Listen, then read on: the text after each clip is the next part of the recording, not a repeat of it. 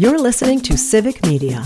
You can tune into any of our live shows on any radio station across the state with the Civic Media app. Find us in your phone's app store and listen anytime, anywhere. Good morning and welcome to Matnair on Air. Jane Matnair, Greg Bach, Calvin Butenoff, coming to you live from our studio here at Radio Park in Racine. You can always join us, call or text. The number is the same, 855-752-4842. Leave a comment if you're watching on the live stream on Facebook, YouTube, and what used to be Twitter. She owns the GameStop in Sheboygan. Our guest, we're going to talk all about games and what the game board, rather, in downtown Sheboygan and how games are good for you. Lynn Potyan is here. Good morning, Lynn. Thanks so much for joining us. Hi, Jane. It's Lynn Podian. Podian, I'm sorry. I apologize. That's okay. And I do not own the GameStop, that's for sure. Yeah, no, you own the game board. Yes, the game board in downtown Sheboygan. Let's talk a little bit, Lynn, about how you got into this, because there's a connection with one of your children. Right. Well, the story is, it goes back 25 years ago. My son was diagnosed with a severe speech delay, and later on with a neurological writing disorder. But in the meantime, he was using games at speech therapy, and I worked with him at home using board games and card games that were coming out of Europe to help him find a different cognitive path to learning. We were very successful at doing that, and such I opened a store and then have, in the last 20 years, been helping other individuals with special needs, autism, and all the way through end-of-life stages with dementias. That's fantastic. That's amazing. It is. It is really amazing. Yeah. I would think when people hear your story, they're going to be. You must hear some skepticism from folks. Really, playing a game made your son better? No, absolutely don't get any skepticism. Actually, Really? No. Playing games is actually super important for your cognitive abilities.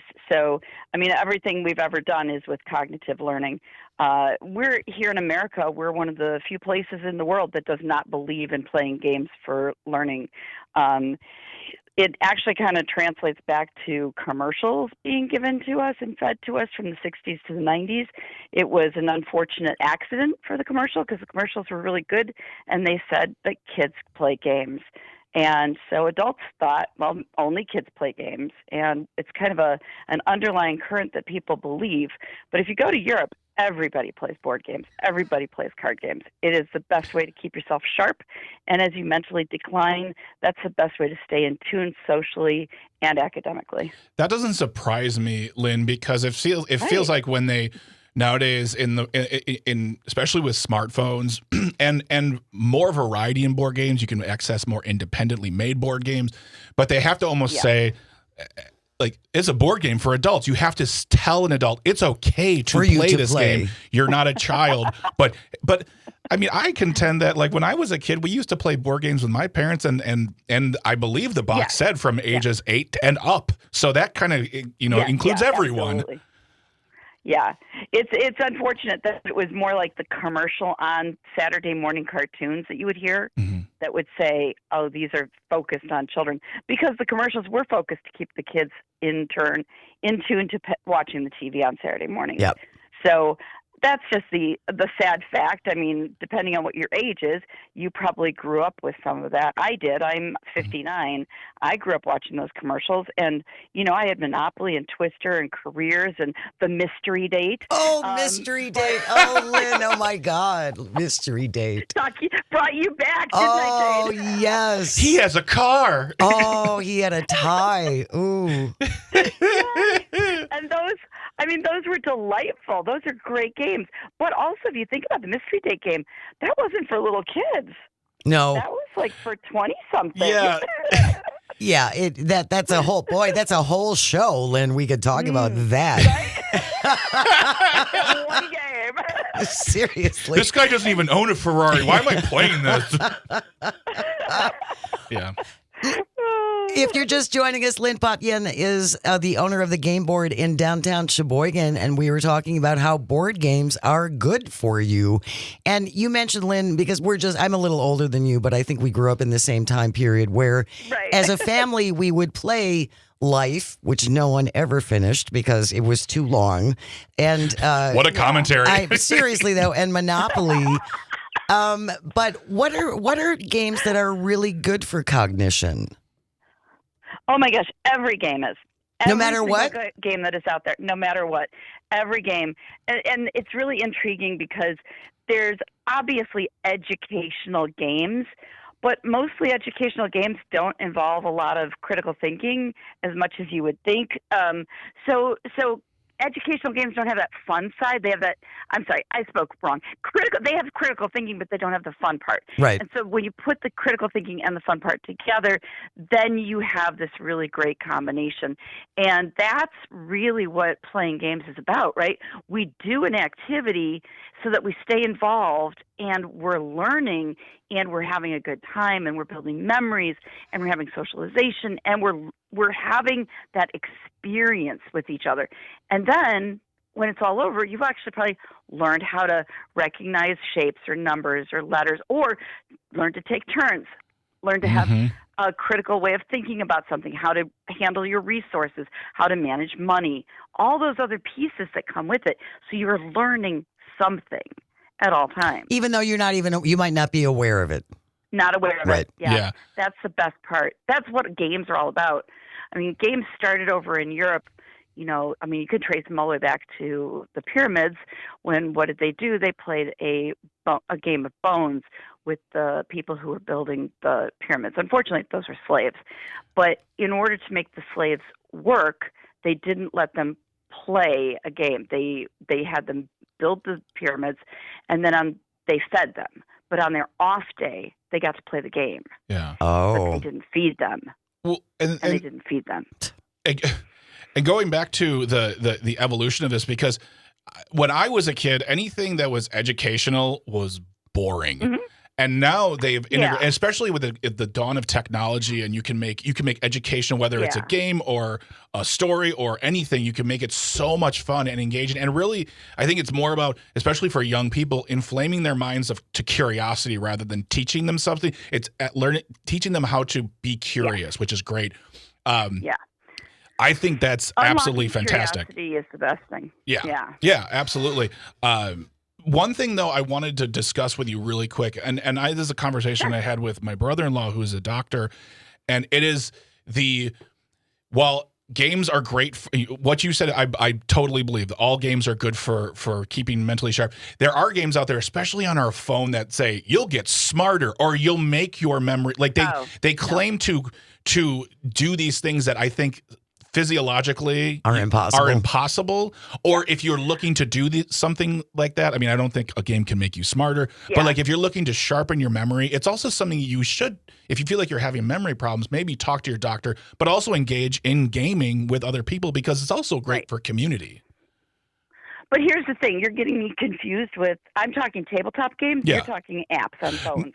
So it's a different thing. An app on a phone and computers, for the most part, there's no shame in playing video games. Video games are very much more socially engaging than they used to be. But back when Jane and I were kids, that wasn't a thing. That's right. So it wasn't socially engaging. You were in direct competition with the person if there was somebody even in the room with you. So let's go back to apps on phones. They are isolating. They do not allow you to engage with other people. So you're no longer learning about facial expressions. You're no longer engaging with community or with people who are around you. So you're isolating yourself. And if you have a cognitive decline happening, if you're older, then that is something that's going to make it worse. That's not going to make it better. You're isolating yourself is the last thing you want to do. You want to be more socially engaging. And as people go aging and they hit a cognitive decline, they have a tendency to avoid situations where they're uncomfortable. They don't go out in public. They don't see people. They don't drive anymore. Right. And those are things that are going to only be escalated by isolating somebody. Now, can you play a word game or a crossword or play there's wonderful little puzzle games on the phone? Yes, absolutely. But you have to balance that with whatever you're doing socially too. What? So board games, though, have that tendency to grab all of that and put it all into one place. Sorry, Jane, I cut you off. No, not at all. And I just think you said something so interesting, Lynn, in that especially for people who might be on the spectrum, I can see where doing a face-to-face board game, learning about facial expressions, right? That's got to just be so critically important. Yeah.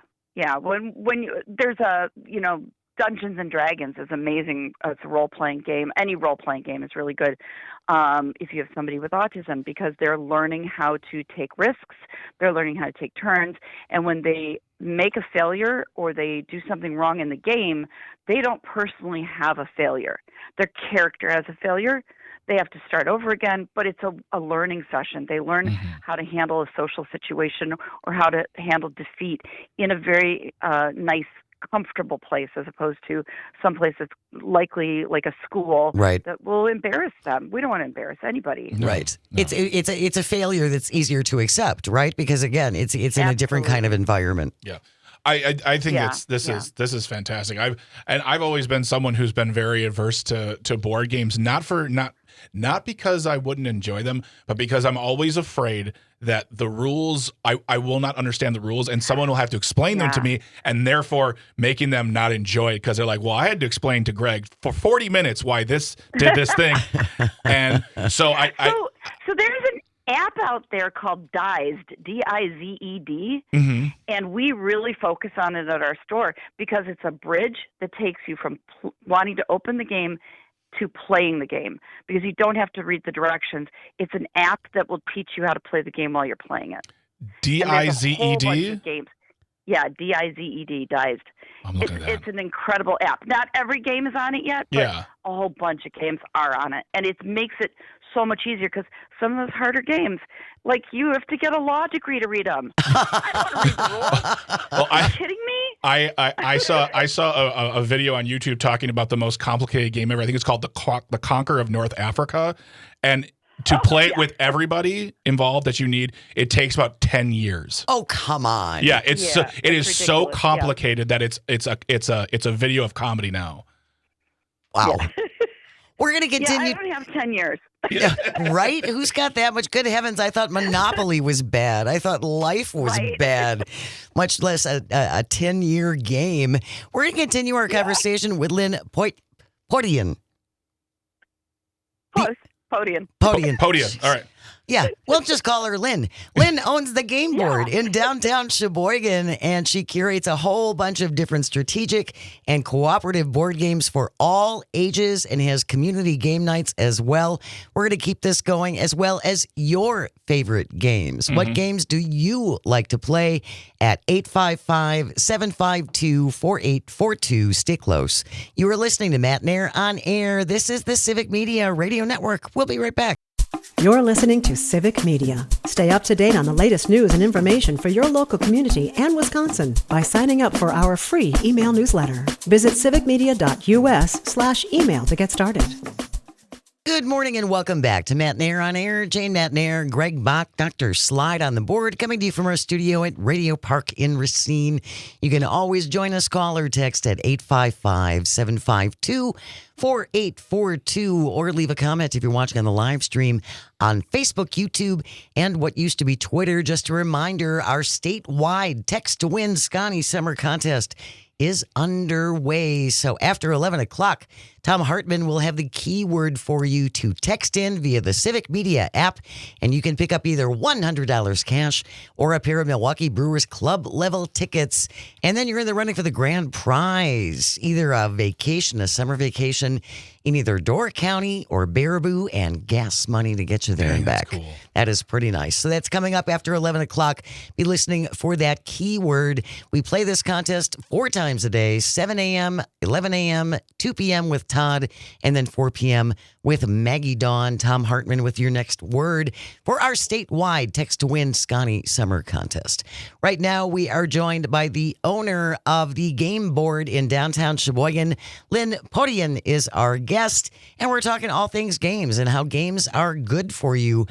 It's interesting, Lynn, you had mentioned that isolation is not a good thing when you're talking about games, because there is one word game that I play on my phone all the time that I love, and it's called Bonza. And it's essentially if you took a crossword puzzle and you cut it up and then you had to and then you had to put it back together. But that's very cool. Oh, yeah. it's fantastic. And I turned up my friend in Texas onto it. So we talk about that all the time. Yeah. Because there are people, right? Yeah. Anything you play is going to be good. Like anything. Yeah. Seriously, there's not a bad thing. It's that we don't play enough as adults. Mm-hmm. We don't play, and we need to learn to play more. I think that's what Europe gets right. They did a cognitive cohort study where they followed a city of people for 20 years, and when they got done with the study, they found that 15% less chance of getting dementia if you were one of the people in the study who was playing board games and card games. Really? That's a really cool statistic to know about. Yeah. That's significant. Well, it is. Yeah. Well, Link, if I can ask you a piece of advice. As I Sorry, said, I didn't mean to dumbfound you. No. I mean, it's both amazing and absolutely not shocking that Europe is getting it right when it comes to this topic. That like I don't want to get political or commentary wise, but it doesn't. I'll say this: it doesn't surprise me. But as I said before in the earlier segment, I have a lot of hesitation playing games because I'm afraid of the rules can be overwhelming. The rules of play, so it makes me say, I'm good. I don't want to ruin your good time by me not knowing. And that's. Are there games for adults that would be a nice dip in the water, dipping your toe in? That is like, it's easy games. Yeah. It's a lot of fun, and it gets you just into that realm to move forward. Yeah, we specialize. We curate in bringing in a bunch of games that are going to be in all different levels for adults and kids. I would say, do you like playing poker, and do you like Yahtzee? Yeah. Because Yam Slam is one of my favorites. Yam Slam. It's a game where you play dice and you take poker chips for your Yahtzee turn, and there's only 5 chances to win each section. So there's only 5 full houses. So if there's, 5 of you playing, you could each win 1, but once they're all gone, there's no more. It's done. You can't do a full house. You got to roll for something else. So that's a great way to do cognitive change. Dominoes is great. Like, Dominoes is pretty simple in the concept, but depending on how you want to play it, it can be deeper. I love games that have simple rules, but that have that ability for you to go deeper into the game. Mm-hmm. And there's so many good games. I always hate to mention a bunch of games only because it depends on who you are and what you enjoy and what you're drawn to. So, but we have sections in our store. We have our top 40 section of what we as staff think are the best games. This is not based on anybody else's opinion around the world. This is just based on what our store has done really well with. We have a sections classic games where you'll find the Yahtzees and the Roll For It's and Abalone, things like that are more abstract strategy. We have a 2-player section, and then we have puzzle games and puzzles, and we have a whole children's section. So I think it just depends on what you're looking for. Oh, and party games. Gosh, party games are the best. Those light rules, fun interaction, quick and easy, and then it's a nice jumping off spot to go and get into other things. Yeah. We don't have a whole lot of time left. We got about 2 minutes left, Lynn. Yeah, sorry. But I just wanted to say as well, this can be really important for people who have dementia. Yes. And their caregivers. I think I would stress for caregivers because there's no bringing somebody back, like you said. You can help to try and rebuild neural pathways, but with dementia, that's different. You can't really do that. But you can help somebody slow their cognitive decline a little bit or have a better chance at the journey. The problem is whoever's the caregiver, that person they need a break too. Yeah, for sure. Yeah. We're going to include the link to the game board in downtown Sheboygan in our show notes. If people have questions, if they want to check it out, Sheboygan's not that far. Go take a run up there and check out the game selection. We renamed it. You did? We renamed it last year. Yeah, we're calling it Shaboard Games, Wisconsin. Board Games, Wisconsin. Lynn with the silly pun. I'm loving it. Lynn with the win. Shaboard Games. Lynn Podian is the owner of Shaboard Games, the game board in downtown Sheboygan. It's been such a pleasure, Lynn. Thank you so very, very much. You too. Thanks for having me. You guys are delightful. Have a great day. News is coming up next. Stay close. You are listening to Matt Nair on Air. This is the Civic Media Radio Network. Good morning and welcome back to Matt Nair on Air. Jane Matt Nair, Greg Bach, resident young person Calvin on the board, coming to you from our studio at Radio Park in Racine. You can join us, call or text at 855-752-4842. Leave a comment if you're watching on the live stream on Facebook, YouTube, and what used to be Twitter. We got baseball action coming up later on today, 5:35. Our broadcast starts. The Crew on the road against the Reds. You can listen to the game over terrestrial radio on WRCE in Richland Center, WBZH in Hayward, WCQM in Park Falls, WISS in Oshkosh, and also WRJN here in Racine and Kenosha. The Crew at the Reds. Our broadcast starts tonight at 5:35. If you were listening before we went to the news, our guest was Lynn Poyadin, who is the owner of the game board in downtown Sheboygan, and we were talking about board games, and they're really good for you for a whole bunch of different reasons. I think it's interesting. I think it's fascinating, and I think it's great. Yeah. So we want to know what games you play. Yeah. What is your game? Family gets together for Christmas, Thanksgiving, 4th of July, whatever. Is cribbage your thing? Is it sheep's head? Shopscoff? Is it, I know. Maybe it's Clue. Oh, yeah. I bet there are people who still play Clue. Oh, absolutely. Yeah. There's all different kinds. I know that for my family, we play a game called Joking Hazard, which is more of a card game. It's a strategy thing. So everyone's familiar with Apples to Apples and how like you get two cards, you get a word, and then someone picks whatever the winner card is. Okay.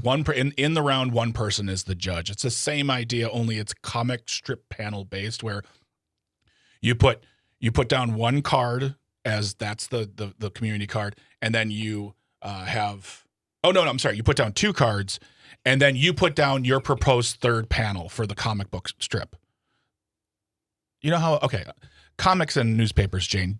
Let's go back to news. You don't. I think I'm following. So you know how Garfield is three panels. Yes. Okay. So one card is the starting card. Two cards they put down and then you as the player choose the last card to end the joke. Okay. And then the judge who puts down the first two cards says, "Here is the winner. Here are the three panels. This is how it makes the most sense." Gotcha. We played that one a lot. You can play for hours. You can play with a lot of people.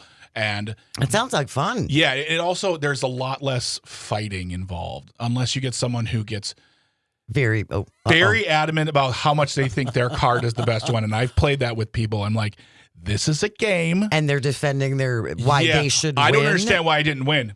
Oh, no. You shouldn't try to understand. You don't play with those people anymore. Yeah, exactly. One time with that and you're done. Yeah.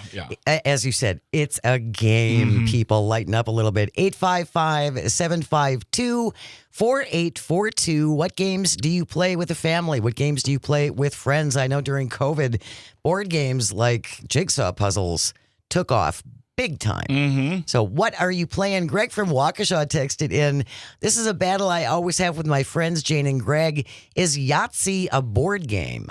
Some of my friends say because it's rolling dice, it's not a board game. What say you guys?" Yahtzee is absolutely a board game. I believe you roll dice in Dungeons and Dragons, and I would call that. I mean, well, I don't know. But you roll dice in Monopoly. I guess, that's not a fair assessment of a board game. I also think to say something like, "Well, that's not a board game." Who cares? Do you have fun? Are you having fun, Greg? If you're having fun, then it doesn't matter the simple label. You're playing a game. You're having a good time. That's all that matters. What's your game? 855-752-4842. Dave from New Berlin. Sudoku is awesome. Yeah. I have to really think about that game. Well, there's two versions of Sudoku for me. There is phone Sudoku, and then there's book Sudoku, like physical paper Sudoku. Right. And the physical paper one because I want to try not erase as much as possible.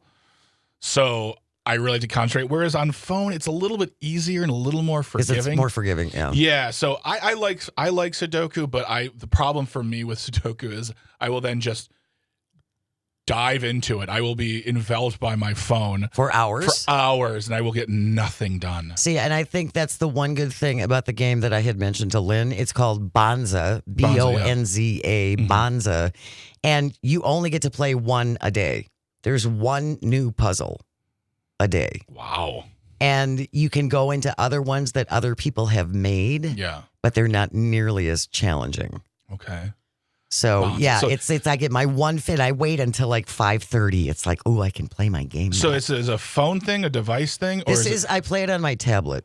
okay? I play it on my tablet. And again, it's as if you had a filled out crossword puzzle Yeah. and then someone took a scissors and cut it up and they give you one clue to put the puzzle back together.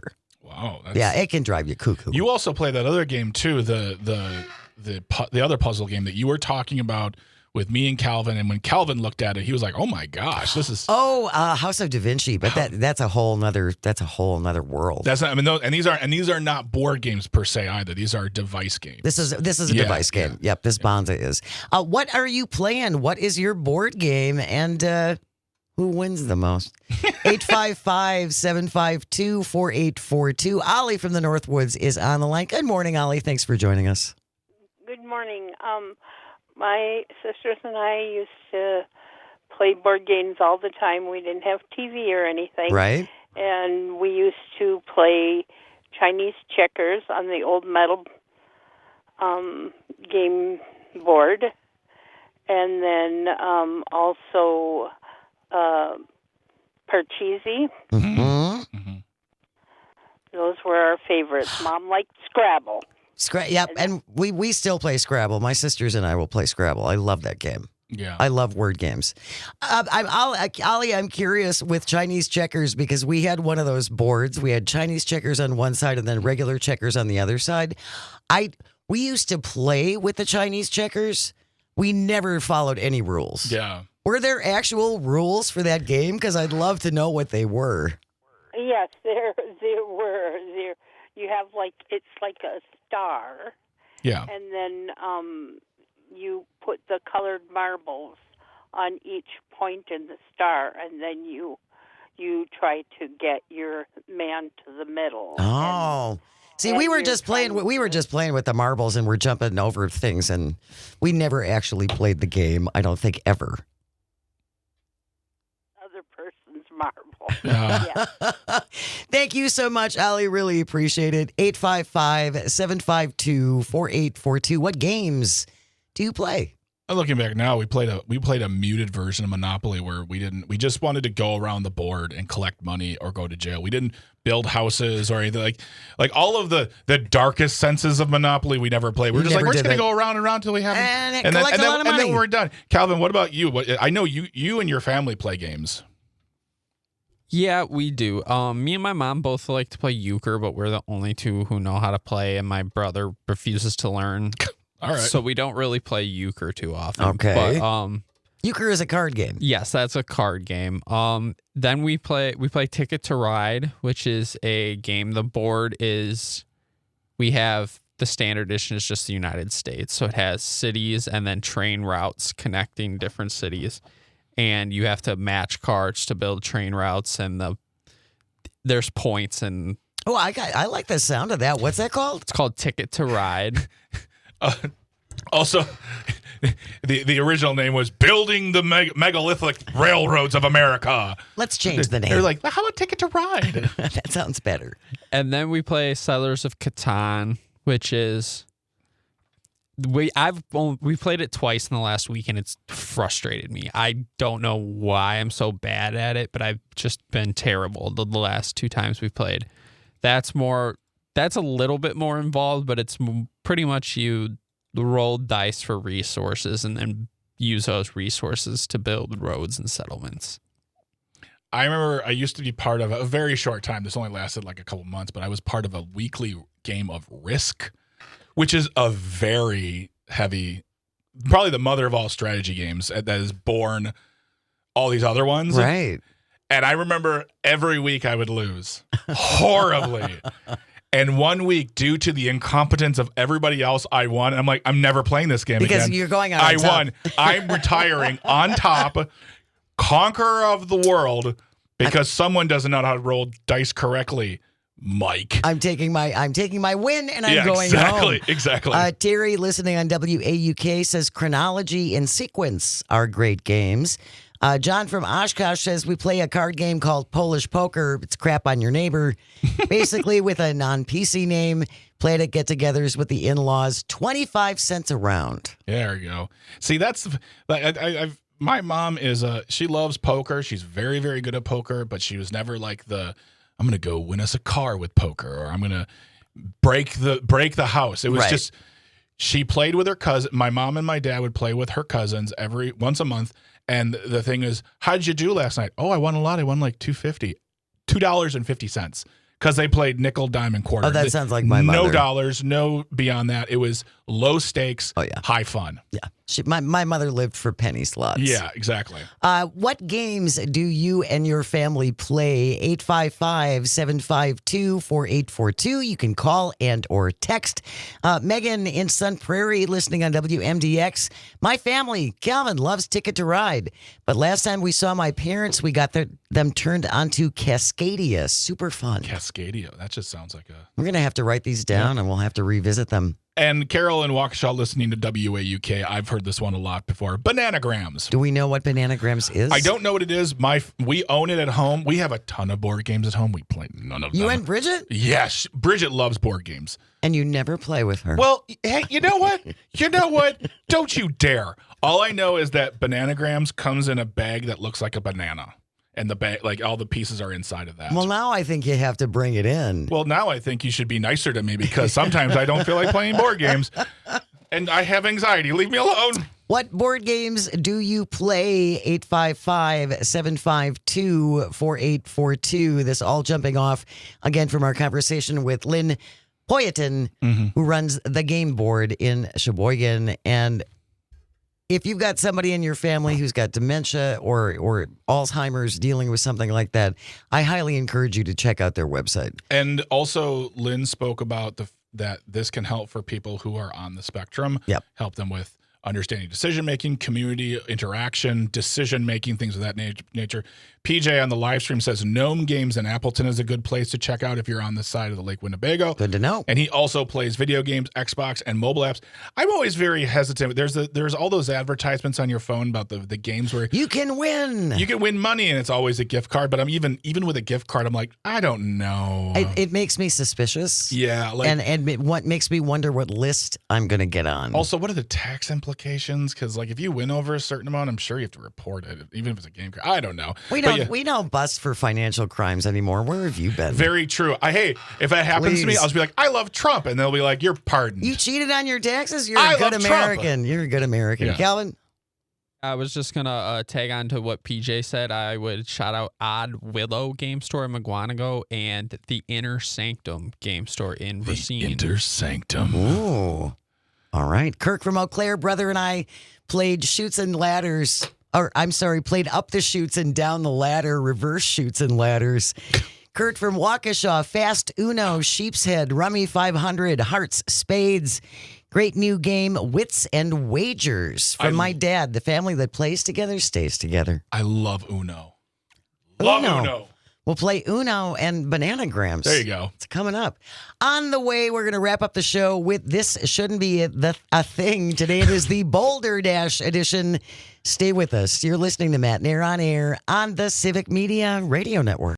You're listening to Civic Media. Find the latest news, information, and archives of all your favorite shows on the Civic Media website, civicmedia.us.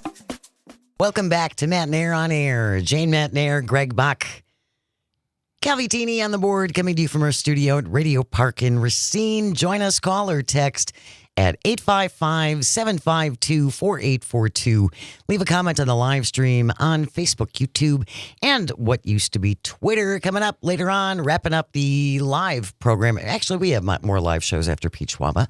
But from 6 to 8 o'clock, Pete Schwaba Tonight, he is going to be talking to our Northeastern Market Director and multi-talented Todd Michaels to talk about paranormal investigations. I talked to Todd last year while you were on vacation. We talked about what he did for me with that is he got me to understand the difference of ghost hunting versus what he does which is communication experience. It's deeper, and I felt the desire to respect the idea more because we have our ghost hunters, Sure. blah blah. But Sure. Todd really broke it down and showed me how passionate he was about his goal in what he does. Should be a really interesting discussion. Our great one and only Todd Michaels joining Pete Schwaba tonight between 6 and 8 p.m. on Nightlight, so stick around for that. Right now, though, 10:54, speaking of the fabulously voiced Todd Michaels, Calvin, it is time for... If you ever have a thing you think should not be, send it in to Greg and me at Jane Says at civicmedia.us. Today it's the Boulder Dash edition. This from the Associated Press. Mark Thiessen with the byline. The headline reads, a 700-pound boulder pins Alaska man face down in a glacier creek for 3 hours. Ouch. An Alaska man who was pinned face down in an icy creek by a 700-pound boulder for 3 hours survived with only minor injuries, thanks in large part to his wife's quick thinking and a lot of luck. Kel Morris's wife held his head above water, otherwise he would have drowned. Oh my God. For 3 hours. God. Oh. Kel Morris's wife held his head above water to prevent him from drowning while waiting for rescuers to arrive after Morris got pinned by a boulder, which crashed onto him while they were hiking in a remote area of Anchorage. His second stroke of luck happened when a sled dog company that operates on the glacier overheard the 911 call. And they offered up their helicopter to rescuers, which they could not get to with ATVs. So the man is face down in a creek with his wife holding his head up so he won't drown. And it's only through dumb luck that this dog sled company heard the 911 call and sent their helicopter to get him. Do y'all remember the movie 127 Hours? Yes. Oh my gosh. You go into that movie knowing how it's going to end. You're like, oh God, I can't. This is another movie. Like, this has all of the beats of like high, deep action and buy-in and what's going to happen. Even if you know what's going to happen, How it's going to end. you still sit there going, oh God, oh God. And the woman just holding his head Out of the water. Is when you first read it, my whole like from my waist down just hurt because the idea of a boulder that size being on your body, 700 pounds, sends shockwaves of pain through my body.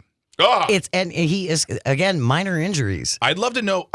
I would love to know what minor includes. Like, is it a broken this or a bruised Dislocated shoulder? Or something? It's like or because Mia be like, oh, he has no leg. Like there should be massive injuries. Yeah, this story does not include anything about that. It just says that once the rescuers got there, it took 7 men and inflatable airbags to get the boulder off of him as he was drifting in and out of consciousness. Morris, 61, says he realizes he's probably the luckiest man alive and luckier that I have such a great wife. Hey, honey, remember when you didn't want to do the laundry that time? Oh, you don't want to go to the movie? I'm recalling when I held your head for 3 hours. 3 hours. We're going to see the new John Wick movie. Whether you like it or not. Yeah, that's the way amazing. Morris landed, there were rocks under him, in between his legs, and around him that actually caught the weight of the boulder, preventing him from getting crushed. There it is. Okay. But the massive rock still had him pinned, and he did feel intense pain in his left leg. He thought his leg was going to snap. But again, amazingly, got out of there without any life-threatening injuries. And I do not mean this as a joke at all. But that to me just says, if you're going to take these expeditions, these big hiking, go with someone. When he and his wife go hiking this weekend, They're going to stick to established trails. When they go hiking this weekend, I'm retiring. I will go find a park, sit on a bench, and go, look at that lovely nature that can't, well, it could kill me, but not as easily as a boulder. No, he says we're going to stop trailblazing and stick to known trails. Probably a good idea. Very that wraps good idea. up today's episode of This shouldn't be a thing. Coming up tomorrow, Darren Von Ruden will be here to talk about our friends, the farmers. We're also going to talk about, there was a talk about bringing more movies and movie makers to Wisconsin. Nathan Deming is a filmmaker who spends his time between Wisconsin and Los Angeles. We're going to talk to him about film credits in Wisconsin and what that could do for us. So I hope you will join us. Thank you, Greg and Calvin and all of our engineers. Without you, nothing works. And thank you most of all for calling and for texting and for listening. It means the world. I hope you find some joy today, even if it's just a little bit, and you have the chance to share it. Keep it here. News coming up next on the vast, statewide, countrywide, take us global on the app, Civic Media Radio Network. We'll see you tomorrow.